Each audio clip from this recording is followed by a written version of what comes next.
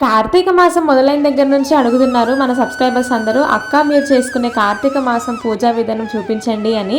నాకు కొంచెం కుదరక నేనైతే వీడియోని కొంచెం లేట్గా పోస్ట్ చేస్తున్నాను. కార్తీక మాసం పూజా విధానంతో పాటు కార్తీక మాసంలో మనం పాటించవలసిన నియమాలు ఏంటి, అలాగే రోజు దీపారాధన చేసుకోవాలంటే కనుక మనం రోజు తలస్నానం చేయాలా, రోజు గుడికి వెళ్ళాలంటే రోజు తలస్నానం చేయాలా, ఇంట్లో నాన్ వెజ్ తింటే పూజ చేసుకోవచ్చా చేసుకోకూడదా, కార్తీక మాసంలో ఖచ్చితంగా ఉల్లిపాయ వెల్లుల్లిపాయ మానేయాలా, ఇలా ఎన్నో డౌట్స్ అన్ని అడుగుతున్నారు. దీంతో పాటు ఈ కార్తీక మాసంలో చాలా మంది అయ్యప్ప మాల అయితే వేసుకుంటారు కదా స్వాములు. అయితే భర్త అయ్యప్ప మాల వేసుకుంటే లేదా శివమాల వేసుకుంటే భార్య ఎలాంటి నియమాలు పాటించాలి, ఇవన్నీ కూడా చెప్పండి అక్క ఒకసారి వీడియోలో అడిగారు. అందుకని మీకున్న డౌట్స్ అన్ని కార్తీక మాసం పూజ విధానం గురించి, అలాగే కార్తీక మాసంలో మనం పాటించవలసిన నియమాల గురించి, అలాగే ఇంట్లో వాళ్ళు ఎవరైనా అయ్యప్ప మాల కానీ శివమాల కానీ దీక్ష కానీ తీసుకుంటే ఇంట్లో భార్య కానీ పిల్లలు కానీ ఇంట్లో వాళ్ళు కానీ ఎలాంటి నియమాలు పాటించాలి, ఇవన్నీ కూడా నేను పూజా విధానం ఎక్స్ప్లెయిన్ చేస్తూ మీకున్న డౌట్స్ అన్ని క్లియర్ చేస్తాను. ముందుగా మనందరికీ ఉండే పెద్ద ప్రశ్న, పూజ చేయాలంటే ఖచ్చితంగా మనం తలస్నానం చేసే పూజ చేయాలి అని అనుకుంటారు చాలామంది. నేను ఆల్రెడీ ఇదివరకు వీడియోస్లో చెప్పాను, షార్ట్స్లో కూడా చెప్పాను. ఏంటి అంటే పెళ్ళైన ఆడవాళ్ళు ముఖ్యంగా మనం డైలీ తలస్నానం చేయాల్సిన అవసరం లేదు.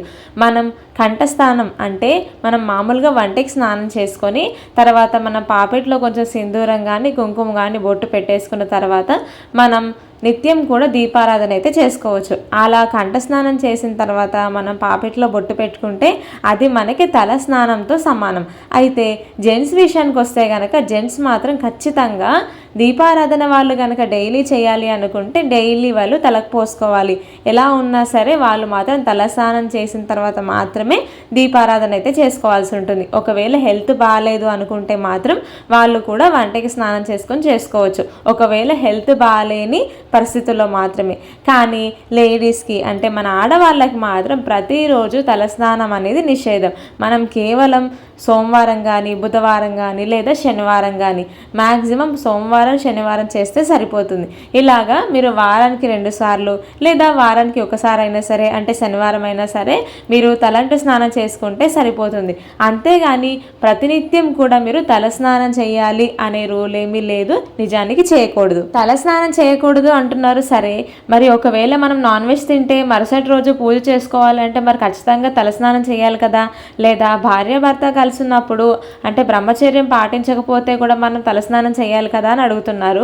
అదేమీ అవసరం లేదండి. ఆడవాళ్ళకి మనం ఎలా ఉన్నా సరే, నాన్ వెజ్ తిన్నా సరే, బ్రహ్మచర్యం పాటించకపోయినా సరే మనం తలస్నానం చేయాల్సిన అవసరం లేదు. మామూలుగా మనం వంటికి స్నానం చేసుకొని పాపిట్లో కొంచెం బొట్టు పెట్టేసుకొని మనం అయితే నిత్యం కూడా దీపారాధన అయితే చేసుకోవచ్చు. ముఖ్యంగా ఈ కార్తీక మాసంలో నది స్నానాలకి వాటికి వెళ్తూ ఉంటారు కదా, అక్కడికి వెళ్ళినప్పుడు మాత్రం మనం నదిలో మునుగుతాం కదా, అక్కడ స్నానం ఆచరిస్తాం కదా, అక్కడ మాత్రం మనం తలస్నానం చేసుకుంటే సరిపోతుంది. లేదు మేము ఇంట్లోనే ఉంటాము ఎక్కడికి వెళ్ళము అనుకుంటే కనుక మీరు వారానికి ఒక్కసారి మాత్రం తలస్నానం చేసుకొని మిగతా రోజుల్లో యథావిధిగా దీపారాధన అయితే చేసుకోవచ్చు. అయితే కార్తీక మాసంలో దీపారాధన ఎప్పుడు చేసుకోవాలి, ఉదయం ఎప్పుడు చేసుకోవాలి, సాయంత్రం ఎప్పుడు చేసుకోవాలి అని అడుగుతున్నారు. ఉదయం అయితే మనకు సూర్యోదయానికి ముందు, సాయంత్రం అయితే కనుక సూర్యాస్తమయం తర్వాత అయితే చేసుకోవాలి. అంటే సూర్యోదయానికి ముందే అంటే సూర్యుడు మనకు కనిపించే కంటే ముందే 5:30 పావు తక్కువ 6 అవుతుంది కదా, 5:45 ఆ టైం లోపు మనకి అంటే అట్లీస్ట్ ఉదయం 6 గంటల లోపు అయినా సరే మనం పూజ అయితే కంప్లీట్ చేసుకోవాలి. అలాగే సాయంత్రం వచ్చేసరికి మనము 6 తర్వాత అంటే 5:30 తర్వాత నుంచి కూడా మీరు చేసుకోవచ్చు. 5:30 తర్వాత నుంచి మీరు 6:30 7 ఇలాగా మీరు 6 తర్వాత కూడా పూజ అయితే చేసుకోవచ్చు అనమాట. చాలా సింపుల్గా ఈజీగా చేసుకునే విధానం అయితే చూపిస్తున్నాను మీకు. మనందరం కూడా మన ఇంట్లో మన పెద్దవాళ్ళు ఎలాగైతే మనకు పూజ చేసుకునే విధానం అయితే నేర్పించారో, పూజ చేసుకునే విధానం ఎలా అయితే చూపించారో అలాగా మనం ఇంట్లో సింపుల్గా దీపారాధన అయితే చేసుకుంటూ ఉంటాం కదా. ఆచమనం ఇవన్నీ చేయడం వచ్చిన వాళ్ళైతే చేసుకోండి, పర్వాలేదు. ఏమి చేయడం రాని వాళ్ళు కూడా కేవలం దేవుడి పటాలకి 2 పువ్వులు పెట్టుకొని, మీకు ఎక్కువ పువ్వులు పెట్టాలి, ఎక్కువ పువ్వులు పెట్టి అలంకరించుకోవాలని ఏమీ లేదు. సింపుల్గా కొన్ని పువ్వులు పెట్టేసుకొని అలాగే మంచిగా ఆయిల్ కానీ, అంటే ఆయిల్ వచ్చేసి మనకి ఇక్కడ నల్ల నువ్వుల నూనె కానీ, ఆవు నెయ్యి కానీ, కొబ్బరి నూనె కానీ ఏదైనా వేసేసి మూడు వత్తులు వేసేసుకొని మనం దీపారాధన చేసుకొని అగరబత్తిలు వెలిగించి దీపం చూపించి నైవేద్యం అంటే మీ దగ్గర ఏదైనా ఉన్నది పండు ఫలము ఏదైనా పెట్టేసుకోవచ్చు, చిన్న బెల్లం ముక్క పెట్టేసుకొని మీరు అలాగా పూజ అయితే చేసేసుకోవచ్చు అనమాట. చాలా సింపుల్గా ఈజీగా మీరు ముందుగా పూజా మందిరంలో అయితే పూజ అయితే చేసుకోండి. లేదు మేము సూర్యోదయానికంటే ముందుగా తులసి కోట దగ్గర పూజ చేసుకుంటాము, తర్వాత ఇంట్లో చేసుకుంటాము అన్నా కూడా పర్వాలేదు. ముందు దీపారాధన ఇంట్లో చేయాలా లేదా తులసి కోట దగ్గర చేయాలా అనే డౌట్ అవసరం లేదు. మీకు ఎలా వీలుంటే మీరు అలా చేసుకోవచ్చు. అయితే దేవుడి దగ్గర పూజ కంప్లీట్ చేసుకున్న తర్వాత నేను ఇక్కడ తులసి కోట దగ్గర అయితే చేస్తున్నాను అనమాట. తులసి కోట దగ్గర దీపారాధన చేసుకోవాలి అనుకునే వాళ్ళు కూడా ఇక్కడ తులసి కోట దగ్గర ముందుగా కొంచెం పసుపు రాసుకొని అక్కడ వడిపిండి అంటే బియ్యం పిండితోని కొంచెం ఇలాగ ముగ్గు వేసుకొని ఇక్కడ మనం అయితే దీపారాధన అయితే చేసుకోవాల్సి ఉంటుంది. అయితే చాలా మంది అడుగుతున్నారు, మాకు తులసి కోట లేదు, తులసి కోట లేకపోతే మేము ఎక్కడ వెలిగించుకోవాలి దీపం అంటే, మీ ఇంటి గుమ్మం ముందు వెలిగించుకోవచ్చు లేదా మీ పూజా మందిరంలోనే వెలిగించుకోవచ్చు, అలా అయినా చేసుకోండి. లేదు మేము తులసి కోట తెచ్చి పెట్టుకోవాలి అనుకుంటే కనుక ఈ కార్తీక మాసంలో ఏ రోజు తెచ్చుకున్నా మంచిదే. మీరు తులసి కోటను అయితే కనుక తెచ్చి పెట్టుకోవచ్చు. తులసి కోట పెట్టుకోవడానికి ఆనవాయితీ కానీ ఇవేమీ అవసరం లేదు.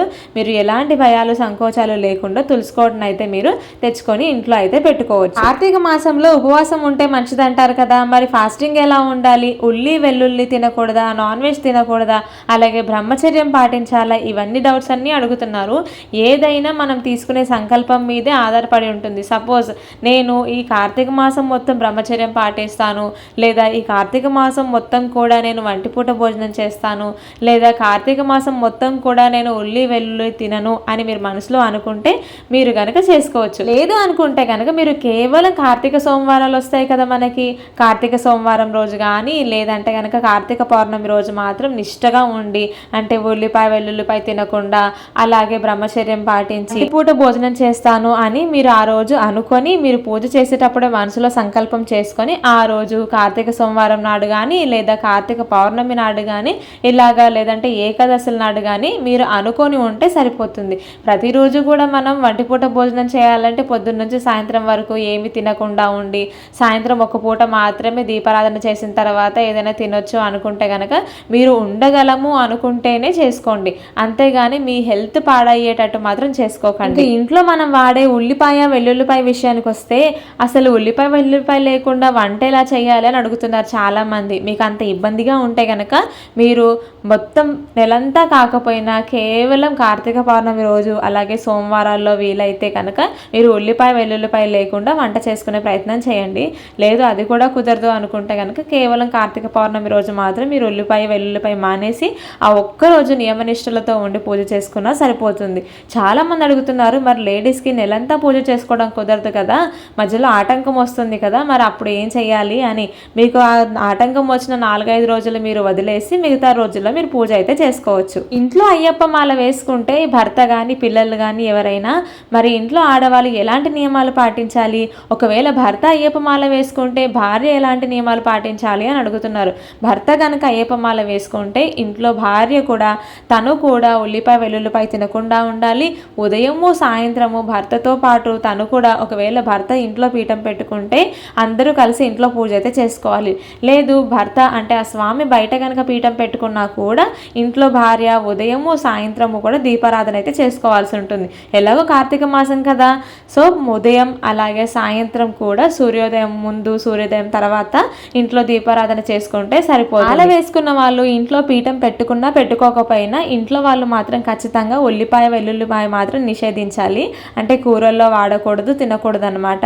డైలీ దైవనామస్మరణ చేసుకుంటూ నిత్యం అలాగే మనం ఇంట్లో ఉల్లిపాయ వెల్లుల్లిపాయ మానేసి నాన్ వెజ్ జోలికి వెళ్లకుండా ఉండి మనం దైవనామస్మరణ చేసుకుంటూ ఈ 41 రోజులు కూడా, అంటే మాల ఎన్ని రోజులు అయితే ధారణ చేస్తారో అన్ని రోజులు కూడా నియమనిష్టలతో ఉంటే సరిపోతుంది. అలాగే భర్త గనక ఒకవేళ అయ్యప్ప మాల వేసుకుంటే భార్య ప్రతినిత్యం ప్రతిరోజు కూడా ఉదయం సాయంత్రం ఖచ్చితంగా తలస్నానం చేసే దీపారాధన చేయాలని అడుగుతున్నారు. నేను ఆల్రెడీ చెప్తూనే ఉన్నాను, ప్రతిరోజు మీరు తలస్నానం చేయాల్సిన అవసరం లేదు. కేవలం వారానికి ఒకసారి మీ హెల్త్ కండిషన్ని బట్టి ఎప్పుడో ఒకసారి వారానికి నెలకు ఒకసారో 2 సార్లు మీరు తలస్నానం చేసుకుంటే సరిపోతుంది. అంతేగాని అంతకు మించి మీరు ప్రతిరోజు ఉదయం సాయంత్రం తలస్నానం అయితే చేయాల్సిన అవసరం లేదు. అలాగే చాలామంది అడుగుతున్నారు, భర్త ఒకవేళ అయ్యప్ప మాల వేసుకుంటే చెప్పులు వేసుకోకూడదా ఆడవాళ్ళు అని. భర్త మాలలో ఉంటాడు కాబట్టి, స్వాములు మాలలో ఉంటారు కాబట్టి వాళ్ళకు నియమాలు ఉంటాయి. మనకు పెద్దగా నియమాలు పాటించాల్సిన అవసరం లేదు. ఒకవేళ మీరు కూడా చెప్పులు లేకుండా నడుస్తాము అనుకుంటే కనుక అలా అయినా చేసుకోవచ్చు. నేను ఇక్కడ ఇందాక కొబ్బరి చిప్పలో దీపాన్ని వెలిగించాను కదా, అది వచ్చేసి నేను సోమవారం రోజు అయితే చేసుకున్నాను అనమాట. ప్రతి సోమవారం అంటే కార్తీక సోమవారాల రోజు నేను అలాగా కొబ్బరి చిప్పలో దీపం వెలిగించి నీటిలో అయితే వదిలేస్తున్నాను. మీరు అలా అయినా చేసుకోవచ్చు. లేదు అనుకుంటే కనుక అరటి డొప్పలు ఉంటాయి కదా, అరటి డొప్పలు దొరికినా మీరు అరటి డొప్పల్లో కూడా చేసుకోవచ్చు. లేదనుకుంటే కనుక ఎండు కొబ్బరి చిప్ప ఉంటుంది కదా, ఆ కొబ్బరి చిప్పలో కూడా మీరు కొంచెం నెయ్యి కానీ ఆయిల్ కానీ వేసి పువ్వొత్తు కానీ లేకపోతే మామూలు ఒత్తులు అయితే కనుక 3 వత్తులు వేసేసి మీరు దీపం వెలిగించి అలాగే నీటిలో కొంచెం పసుపు కుంకుమ అక్షంతలు పువ్వులు వేసి నీటిలో వదిలిపెట్టచ్చు. దాని తర్వాత ఇంకా ఉదయం పూజ అయితే కంప్లీట్ అయిపోతుంది. సాయంత్రం పూజ విషయానికి వస్తే కనుక నేను ఇక్కడ మామూలుగానే సింపుల్గా జస్ట్ నా దగ్గర ఉన్న 2-3 పువ్వులు పెట్టుకొని దీపం వెలిగించి అగరబత్తీలు చూపించిన తర్వాత ఇంట్లో ఉన్న పండో లేదంటే బెల్లం ముక్కో ఏదో ఒకటి పెట్టేసుకొని హారతి ఇచ్చేస్తే కనుక మనకి సాయంత్రం పూజ అంటే మనము 5:30-6 గంటల తర్వాత చేసుకునే పూజ అయితే కంప్లీట్ అయిపోతుంది. కూడా సూర్యోదయానికి ముందు సూర్యాస్తమయం తర్వాత మనం ఈ కార్తీక మాసంలో దీపారాధన చేసుకోవడం అనేది చాలా శ్రేయస్కరం. అయితే సాయంత్రం ఇంట్లో ముందుగా నేను దీపారాధన చేసుకున్న తర్వాత ఇలాగ 3 ప్రమిదలను అయితే సిద్ధం చేసుకుంటున్నాను. ఈ 3 ప్రమిదలను ఎందుకు సిద్ధం చేస్తున్నాను అంటే, ఒకటి తులసి కోట దగ్గర పెట్టడానికి, మరో 2 వచ్చేసి మన ఇంటి గుమ్మం ముందు పెట్టడానికి. సాయంత్రం ఇంటి ముందు అలాగే తులసి కోట ముందు దీపారాధన కోసం మనం ఇలాగ మట్టి ప్రమిదలు తీసుకొని అందులో నువ్వుల నూనె కానీ ఆవు నెయ్యి కానీ కొబ్బరి నూనె కానీ మనం వేసుకొని అందులో 3 చొప్పున ఒత్తులు వేసుకొని ఆ దీపానికి 3 బొట్లు పెట్టేసుకొని ఇలాగ మనం అగరబత్తితో కానీ ఏకహారతితో కానీ మనమైతే దీపాలను అయితే వెలిగించుకోవాల్సి ఉంటుంది. అంతేగాని డైరెక్ట్గా అగరబత్తితో మాత్రం ఎప్పుడూ కూడా దీపాలను అయితే వెలిగించకండి. తర్వాత మనం ఈ దీపాలని మనం రెడీ చేసుకున్నాం కదా, ఒక దీపాన్ని అయితే నేను ఇక్కడ తులసికోట దగ్గర అయితే పెట్టేసుకుంటున్నాను. తులసికోట దగ్గర మామూలుగా మనం సాయంత్రం కూడా పొద్దున చేసినట్టుగా మరి ఎక్కువ పూజా విధానం అంతా చేసుకోవాల్సిన అవసరం లేదు. మామూలుగా మనం సాయంత్రం కూడా మనం ఇల్లు అంతా క్లీన్ చేసుకుంటాం కదా, అప్పుడే ఇంటి ముందు అలాగే బయట పెరట్లో తులసికోట దగ్గర కూడా క్లీన్ చేసుకొని చిన్న ముగ్గు వేసేసుకొని మనం అంతా సిద్ధం చేసి పెట్టుకున్నాక ఇంట్లో దీపారాధన చేసుకున్న తర్వాత తులసికోట దగ్గర కూడా ఇలాగ దీపం పెట్టి అక్కడ 2 పువ్వులు ఉంచి అగరబత్తులు చూపించి ఒకసారి నమస్కారం చేసుకుంటే తులసమ్మ దగ్గర సాయంత్రం పూజ అయితే కంప్లీట్ అయిపోతుంది. అలాగే ఇంటి గుమ్మం ముందు కూడా మనం ఇంకా మిగతా 2 దీపాలు ఏర్పాటు చేసుకున్నాను కదా, ఆ ప్రమిదల్ని కూడా ఇలాగ ఇంటి గుమ్మం ముందు అంటే మన గడప ముందు అయితే కనుక ఇలా ఏదైనా ఒక పద్మం కానీ లేదంటే అష్టదళ పద్మం కానీ ఏదైనా సరే వేసుకొని మీరు దీపారాధన అయితే చేసుకోవచ్చు. ఇలా దీపాలని వెలిగించుకున్న తర్వాత ప్రతి దీపం దగ్గర కూడా కనీసం 1-2 మీ దగ్గర ఉన్న అన్ని పువ్వులు అయితే పెట్టుకోవచ్చు. ఇలా చేసుకుంటే మనకి ఉదయం సాయంత్రం పూజ అయితే కంప్లీట్ అయిపోతుంది. చాలా సింపుల్గా ఈజీగా మనం కార్తీక మాసం మొత్తం కూడా ఇలా పూజ అయితే చేసుకోవచ్చు.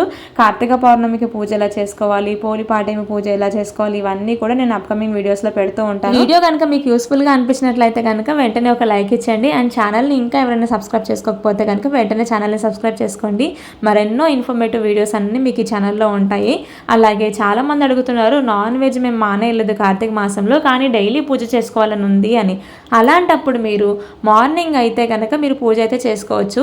ఒకవేళ ఆఫ్టర్నూన్ కనుక మీరు నాన్ వెజ్ తిన్నారు అనుకుంటే కనుక ఈవినింగ్ పూజ అయితే స్కిప్ చేసేసేయండి. ఈ కార్తీక మాసం అన్ని రోజులు కూడా మనం ఇంట్లో నాన్ వెజ్ అవాయిడ్ చేయడమే బెస్ట్ ఆప్షన్. ఒకవేళ ఇంట్లో వాళ్ళు వినట్లేదు, వండి పెట్టక తప్పలేదు అనుకుంటే కనుక చేయొచ్చు. ఒకవేళ మీరు తినకపోతే కనుక ఉదయం సాయంత్రం చేసుకోవచ్చు, తింటే కనుక ఉదయం మాత్రం చేసుకుంటే సరిపోతుంది. ఇదండి నా కార్తీక మాసం పూజా విధానం వీడియో. నేనైతే ఇలా చేసుకుంటున్నాను కార్తీక మాసం. మరి మీరు ఎలా చేసుకుంటున్నారో కామెంట్ సెక్షన్లో చెప్పడం మర్చిపోకండి. వీడియో నచ్చితే మాత్రం లైక్ చేసి ఛానల్ని సబ్స్క్రైబ్ చేసుకోండి. ఏమైనా డౌట్స్ ఉంటే కనుక కామెంట్ సెక్షన్లో అడిగేయండి మరి.